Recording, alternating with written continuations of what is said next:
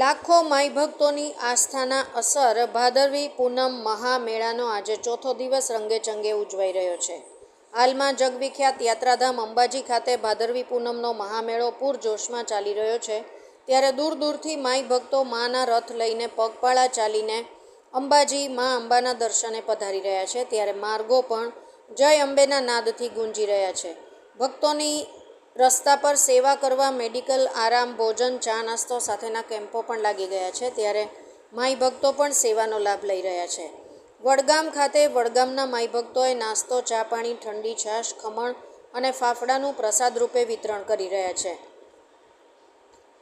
જિલ્લાના અને તાલુકા પત્રકાર એકતા પરિષદ અને સિદ્ધપુર મિત્ર મંડળ દ્વારા પણ પાલનપુર અંબાજી રોડ પર આવેલ જલોત્રા ગામ નજીક ધોરી ગામ પાટિયા પાસે મેડિકલ તથા મકાઈ અને સેવમમરા ચા નાસ્તા માટે કેમ્પનું આયોજન કરેલ છે.